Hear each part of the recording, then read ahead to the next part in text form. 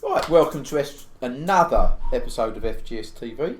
Always enjoy it. So, I'd like to introduce Annette. Well, actually, I'd like Annette to introduce herself. Yeah?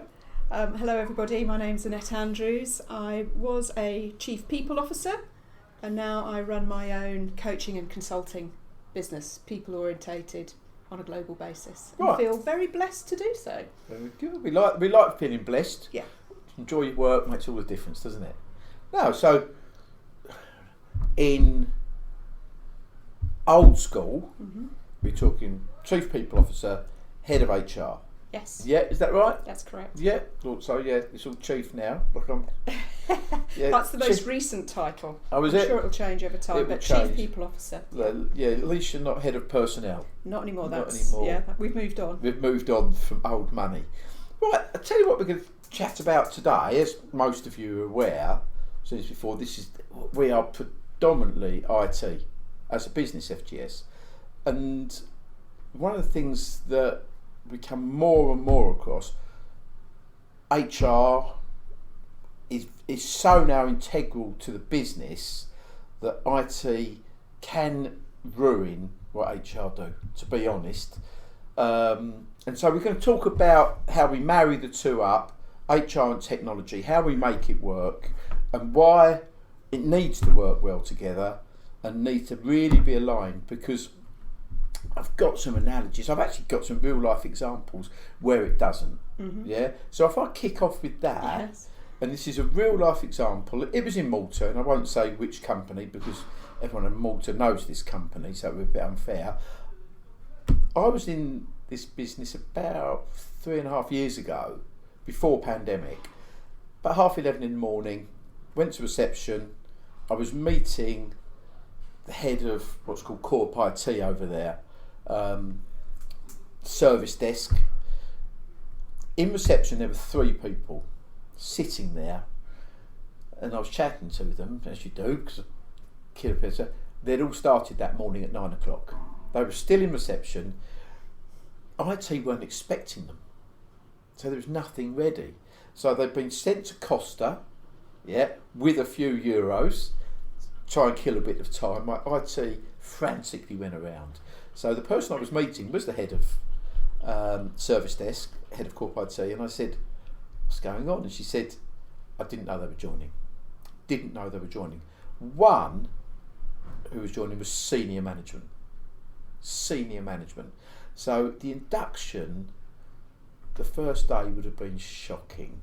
Yeah. So the head of IT was running around trying to find laptops, trying to get the names right, trying to get his people to give them rights into different systems, setting up signatures, setting up email addresses, getting the licenses sorted out. And if you do these things under pressure and do them quickly, one, you give too many rights, and so you're going to leave yourself an absolute, what's the term, a car crash. Yeah, exposed. And you're exposed, yeah. And which we'll go through later. And so HR have done a great job. Talent acquisition. They've got they pay a lot of people. These people's first day is atrocious. So is this the sort of thing you see quite a lot? Well, here's an interesting one for you. And I've actually had a personal experience of a very poor onboarding recruitment decision where I just wasn't expected day one in a big new job. Yeah. And sat around, and it took 3 weeks for them to find me a laptop. How can you imagine how that makes you feel? Yeah. And the impact on you. And worse than that, they didn't know what to do with me. They were just like, "Well, we weren't expecting you, so it's actually." And I'm like, "Well, you hired me on these dates, and here's my letter." But when you've made it, I think when you're recruited by a company, one of the biggest decisions you make, whether it's a new job or to leave another company's job, is to go to that organisation. So your recruitment experience, really critical. It's a key moment that matters, that it goes well. But also that, you said to me as well, onboarding is the next critical moment that matters. And that experience, that work, and it needs to be slick. Yeah, because you've made a massive personal decision for you and your family. Yeah. To actually leave probably a secure job to go to another company. Yeah, spot on. spot on. Yeah. You used some interesting language when you were talking about, you said it can be, that IT can not necessarily help HR, Yeah.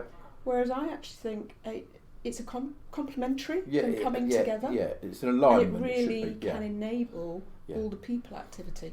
Yeah, absolutely. It's critical that the two work together, and it's criminal if they don't. And some of the issues that we're seeing. Well, if you join a new business and it's poor, the induction's poor, you're going to go home, you're going to tell your husband, you're going to tell your partner, you're going to tell your wife, they're going to tell their family because they're on the phone. Oh, Maggie went and joined such and such. It was terrible. The brand gets hit.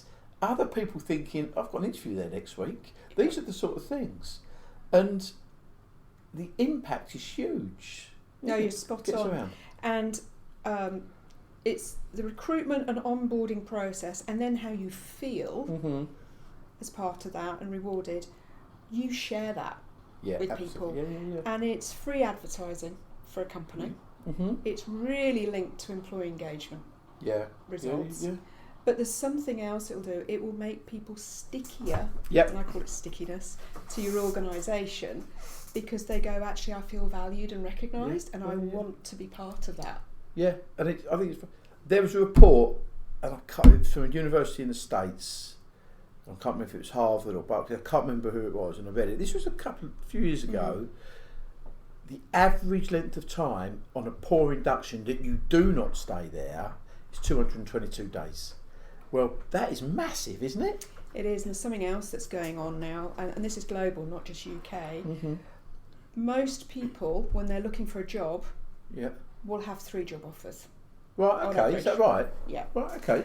So, therefore, when they're making a decision to join you, they've thought about not just the pay, because that's not actually the top priority anymore. What is top priority? It's what are the other wider benefits? Right. What are going to be my working arrangements? Right, okay. Yeah. And what do my values and what I want to feel like fit with this organisation? Right, okay.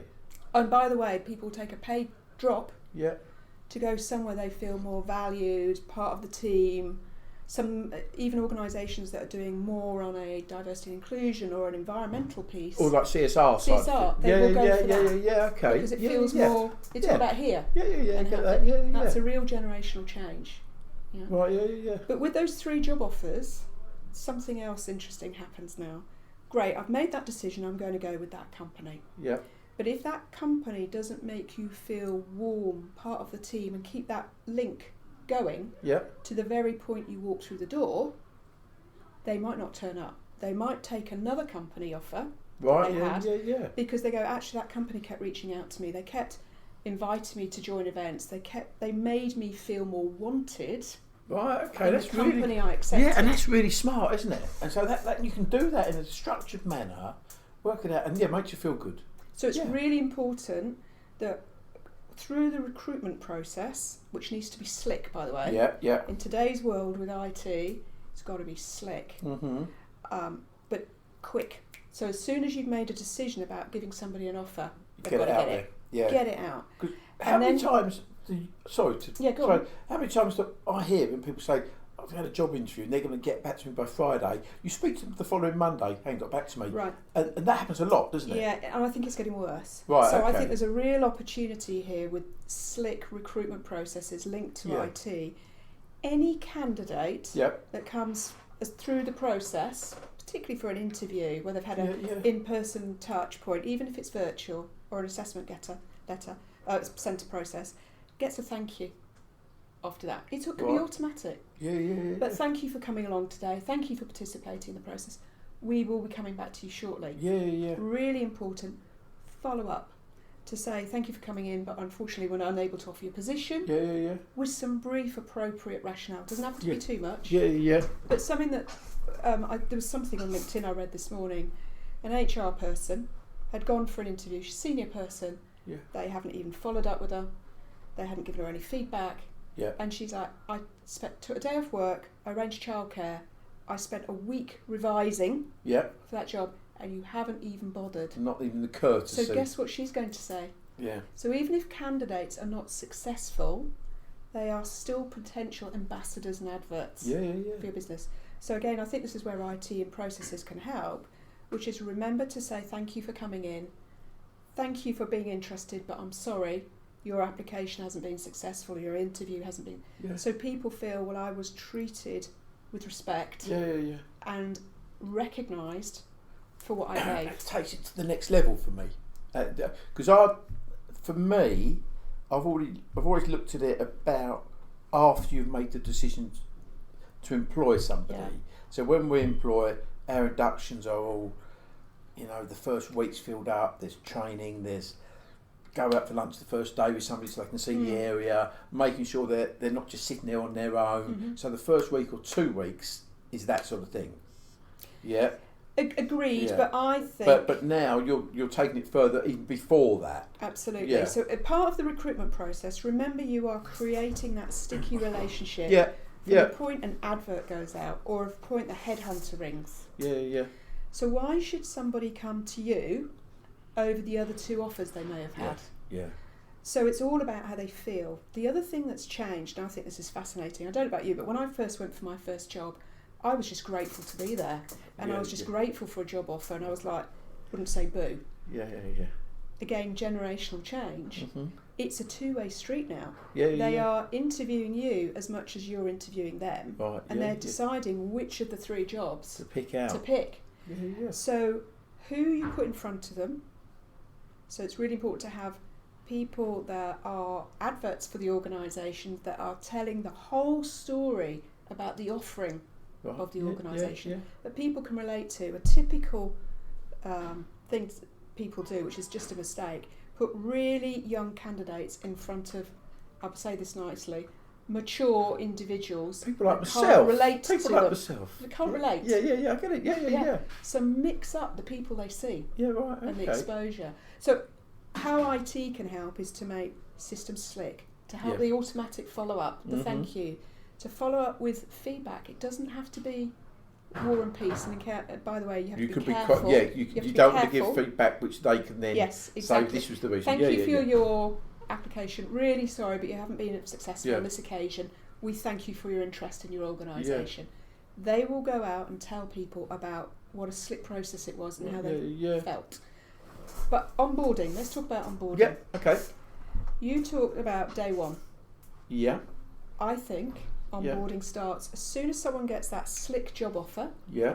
They've returned it back, which they can do virtually with an online signature. Yeah. Right. Yeah, with so a DocuSign or something like that. You want it back quick. Yeah. That's when the onboarding starts. Right, okay, yeah. Which that is actually where we see it as well, which I'll tell you in a second. Yeah, absolutely. Important. Yeah. Because otherwise, if I go into silence for, what could it be, months? Well, it could. Especially in Malta, a lot of the people are on 2 and 3 month notice. It's a long time. And they will always work the 2 or 3 months notice. It's not like the UK, where you're going to a competitor, you tend to say gardening leave. Yeah. You're still working somewhere else, and while you're working there, these people are trying to keep you. They're pushing to try and keep you. So you've got to keep that relationship and that communication stickiness going. Yeah. So I like to think of onboarding starts before then. Right. So Okay. if there's a network, send them automatic invites to events. Right. Yeah. Send them what material you can. You have to be careful from a compliance perspective. Yeah, of course. Yeah. But what information they could start to get up to speed from. Yeah. Give them a buddy. Give them a mentor. Give them a regular meeting with their manager. Invite them in for a team call. Yeah. But it's all keeping them sticky. Not too much, or they're a bit like that's OTT. Not started yet. You're making me work. Yeah. But you're right. Spot on. Their organisation will be going, what can we do to keep you? Oh, we love you. Let's take you out for dinner. Let's do this. Yeah. That's right. So you've got to balance that up. And other companies that are offering them will go, are you sure you want to go to them? Why don't you come to us instead? Yeah. So you've got all that to compete with. Really, really important. From an IT perspective as well. Now, I know this is difficult depending on what role and job it is, but if I could start to have things arriving at my door that make me feel part of the team. So let me give you an example. My son spent 12 months doing a business placement for an IT company, actually, technology company. Right, okay. And during that time, as part of his onboarding, he received a mug. Right, he got a pen. Yeah, yeah, yeah. He got a pair of tracksuit bottoms with the logo on, or a sweatshirt. Yeah, yeah. But he felt cared about, looked. I'm not suggesting you send them everything, but just those little bits, so they start to see the brand around the house at home. It's those little psychological things. But if you can send them a laptop, I'll make this up, 2 or 3 weeks before they start, they've got it. Yeah, yeah, yeah. They're set up on their tech before they go into a tech call. If they're giving them a mobile phone, give it in advance. You don't have to switch it on or connect them to the systems. You've got it ready. But just having it, it's a psychological connection. Yeah, that's interesting. They're more likely to turn up and they're less likely to talk to someone else. Because with us, we give the mobile phone before, and it's connected the day before, actually. But the laptop, we don't. We give the laptop the day they walk in, which is better than most people. Yeah. Well, I won't even go into the details because you know who it is and be watching it, so I won't use an example. But the IT side that we have been focusing on is from the day, but not making them feel good, but the IT side and the software that we develop means that HR put in the name, and so the email address will automatically come from the name and the job position, job title. And if that job title is already recognised, the same, the rights would then be created the same. It would have to be authorised by the manager, it would automatically go down. And say they're on 7 systems, they're on Oracle, NetSuite, they're on Sage, they're on whatever, it will do all those rights automatically. And then the licensing and their signature on their email, automatic, so it's spelt correctly. Really important we laugh about it, but it's so important. So important. And it also puts the mobile number on, if the mobile numbers go on, etc., and your job title. So it looks good, and the disclosure thing at the bottom, disclaimer at the bottom. So when they turn up on that first day or before, everything's ready for them. But also, so the rights are all correct. Now, one of the companies I know in Malta, there's loads of gaming firms in Malta, hundreds of them. I say gaming, they're gambling firms, iGaming. So the Maltese Gaming Authority, pretty strict. They come in, PwC will go and audit for them, and they'll say, you've got all these people who don't even work there, and they get fined. Is that because they've left, or they haven't hired yet? No, because they've left, and they've not been offboarded. Things like that. So having the right, or they've got the wrong, incorrect rights. If people are in there can see things they shouldn't be able to, there's fines going on. That is. It's the same with the FCA and PRA, financial services. But we really only deal in regulated markets, so banking, finance, which could be foreign exchange brokers and people like that, and the iGaming. They're our main markets, so everyone's regulated when we deal. So it's absolutely critical. So the onboarding, they've got to have the correct rights. Also, if you've got 400 people who have left and you've not been offboarded, you're paying 400 additional licenses a month for Oracle or for whatever. The costs are going up through the roof. Well, there's several things, isn't there? There's, for me, offboarding, by the way, is another key moment that matters. I've jumped into offboarding already, if you noticed. There was a big bit in the middle. Talk about that. And this is where I think IT has another important role. I sound like I should be an IT rather than HR. No. Which is... It's a business. An organisation. A business has got HR, all these it comes things. Together. It comes together. Absolutely. So it enables. There you go, And also there's another thing it does for HR professionals, which is really important. It takes you away from the operational doing into being more strategic. It gives you data. It gives you analytics. We have a lot of requirements under regulatory and UK law requirements, for example, just using UK, on data. Of course. How it's kept, but also the analytics we have to do, gender pay, for example. Right, okay, But with recruitment, usually an organisation will have an HRIS system. Not always they do, but as part of their HRIS or separately, they will have an HR system, which is a people system like Workday. Fair enough. Or Sage have one as well, for example. It's people analytics and processes. Most of them include a recruitment aspect. They don't always, but you can buy a separate applicant tracking system. Right, okay. Which is your pot that all your applicants go in. You have to funnel it down, so who went from applying to interview to hire and the various processes. But what's really important, one, you have to analyse that all the way through and keep it clean and Mm-hmm. regulatory, etc. But there's another thing, which is as soon as somebody goes from an applicant to a hire, Yeah. that's where people can get lost Right. Yeah. in Yeah. that transfer Yeah. Yeah. point. Yeah. So if you're able to provide that, what would you call it, seamless Mm-hmm. Seems. transfer, Yeah. Good term. Yeah. Yeah. Yeah. Yeah. one, it's quicker, it keeps me squeaky from a regulatory requirement, it keeps me squeaky from a legal Yeah. perspective, Yeah. but also I can get data and analytics still, but my candidate is happy, Yeah. and my client, who's the business manager and leader, is He's happy. Yeah. Even better if the manager Yeah. can see what's happening on the candidate, Yeah. so they're not chasing me. Yeah. So it's a self-service system. And IT are happy because IT they've got are- the time, they've got the 2 months, the 1 month, Yeah. or whatever it may be, Yeah. to get things set up, to order in the laptops or whatever Yeah. it is.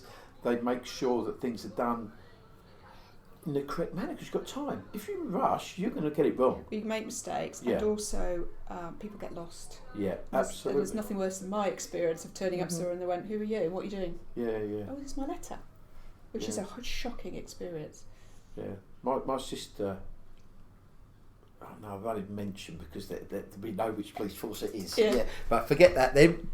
God, I overstepped the mark, don't I? But yeah, so the system that we've done into the banking and some of the iGaming industries is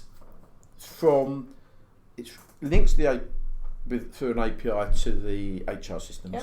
Whichever system it is. whichever So system it it is, can go Yeah. lock on to any and of then them. it will send emails out Mhm. to departments which they have to respond or Yeah. respond where they have to click and authorise rights. It creates everything, and it won't go to procurement to say order laptops, Yeah. but you have to do that to be able to fight the process, and so it just means it really works. Yeah. It also, part of it, if people change their name, they get married, or they Don't use their first name. gender change. Yeah. Yeah. Yeah. You put that in, and it does it all for you. Great. Also, if someone gets suspended, it will lock things. Mhm. So the police can come in, the regulators can Yeah. come in, and that you've got non-repudiation. You Yeah. can guarantee that is exactly when and what, it hasn't been touched. Yeah. So things like that, and then you can release that.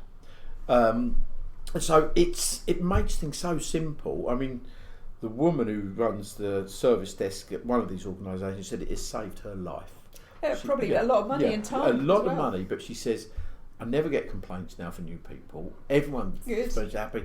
And these are big It'll go organisations. straight into employee engagement scores Yeah. as well. Can I ask you something else then about this link Yeah. that you have with the Yeah. system? I wonder if there is an opportunity for organisations then, when they're ordering their laptop, to order it earlier so someone Yeah. gets it at home. Yeah. Because that's a big, I'm Yeah. loved feeling. My Yeah. son got that for his. Right, that's yeah. really cool. But you don't have to give full access rights, No, because you've a got to lot give of organisations have separate onboarding portals Yeah. or systems. Right, okay. So I wonder if you could just give access to that. You don't have to give it to you all, could do you? absolutely, So you because could. quite a lot of people don't get certain accesses, so they do Yeah. this already until they get past probation, for Right. example. So this Okay. is already So in you could place, do it. and you could absolutely do So that. which, by the Yeah. way, would then save time. Yeah. But people can complete some of maybe their compliance. Yeah, they could do compliance Training training. before. Yeah, absolutely. So Yeah, day one when they start, they already know. they've it. not lost that week or those days. Yeah, Because they're so eager to start, they actually quite like doing some Yeah. onboarding. There'll be other things that HR could give them as well. yeah, to they do. could do things about the CSR, Yeah. the projects they do Yeah. in different areas Yeah. to help people and things like that. Yeah, absolutely. That's So a that really would good idea. save time and resources, Yeah, and gets people sticky. and get some sticky. That buying and that stickiness. Because I can't stop going back to this 222 days. It's a long time. Well, Because say the average person costs the business, not how much they earn, yeah. but cost per business is 1.7 times, is it? Something Well, of that too? your cost of The your salary. payroll is Yeah. usually between 60 and 70% of your Right. total fixed costs. Okay, so say you're earning 50, you're really going to cost you 80. Yeah, yeah. Yeah. And so the average in some of these big, in the banking, in our gaming, is probably 40, 50. We're talking 80 grand. So you're talking 60,000 plus the re-employment fee of something, the Well, training fee. There's a really interesting calculation you can do, which is how much does it cost me to hire someone? Yeah. Much does it cost me to train them? Yeah. And how long does it take them to get what I would call fully functional and giving back. Now, Right. typically, it takes somebody 6 to 9 months Yeah. to get fully operational when they're new in a business. I think you're probably right. Fully, 100%. Yeah, sometimes even longer. It could be. Yeah, absolutely. One organisation working with at the moment will say 9 months before they get a return on the recruitment and training investment. Yeah. I'm sure you're right. So if someone leaves you, During that period, you can start again. Yeah, exactly. immediate loss. But people just go, oh, well, I'll just recruit again. No, you've lost all of that time. Yeah. But you've also done damage to that stickiness and that Yeah. brand. People also forget. And you pay the recruiter 20%, 30% because they've stayed you should longer. get some back if it's Depends how between- long yeah, the depends how contract long. is that you're in, the terms and conditions. It's not the point as well, No, is it? no, it's not the Really? point. No, but that's hard cash. It is. That's hard cash. That's why I'm talking about it, because a lot of people don't do soft money. They No. don't think about the cost of the business. If it's hard money, they think, oh yeah, I've had. There's that yeah, immediate yeah, cost. Yeah, exactly. There's a hidden cost though, which is people forget. If you're a team Yeah, and you've been running for some time with a vacancy, yeah, you as a team have had to be working harder yeah. to cover that vacancy. Okay. You can rely on people to do that for a while, Yeah. but you can't. People will get miffed off if they're doing it for an extended period. It really brings engagement and stickiness down. Yeah. If people work with someone, they go, great, I've got someone to fill that job, we're upskilling, Yeah. we're training them, then they quit. Yeah. Yeah. They become, well, here I am again, I've got to cover their job, I've got to train them again. Yeah. So it has a much And wider I'm getting effect. stick from my husband because I'm having to work late, I'm having to take calls in the evening, All of those. that, yeah. So actually, it's not just about that one job and that one vacancy. Yeah. It's a knock-on effect. The other thing I want to say to you about offboarding, I agree with you. Offboarding is absolutely another critical moment that matters, right? Yeah. But we forget that. Most I'll organisations tell you why forget IT that. forget it. Why? Because on onboarding, if you've forgotten somebody, there's a call to the Yeah. help desk saying, we've got a problem, Yeah. and so everyone's jumping around. Nobody put a call in. If they've forgotten to offboard, you're not going to get a fault call Right. into the help desk to say, you know what, I've forgotten. Because you've forgotten, so it just stays there. So nobody's got any urgency, because they don't even know it. Yeah? So that's interesting. So Yeah. there are lots of triggers in the Yeah. HR systems that Yeah. could be an Exactly, automatic yeah, trigger yeah. to yourself. But the reason I'm passionate about offboarding as well is a couple of things. One, when somebody leaves you Yeah. and goes to another organisation, if they feel like they've been treated well, they will remain an advocate, an ambassador for Yeah, you externally. Equally, they could be someone for you to recruit back in the future. So you want to keep them warm and cuddly, but in a different way to an employee. This is where I think IT can help as well. One, there should be an automatic trigger to say take somebody off the system. Yeah, absolutely. Two, you need an exit interview with that person. Yeah. That can be done online through IT, Okay. sending stuff. Too often we go, oh, well, they've left us. Outrageous. I don't want to know why they've left. Yeah.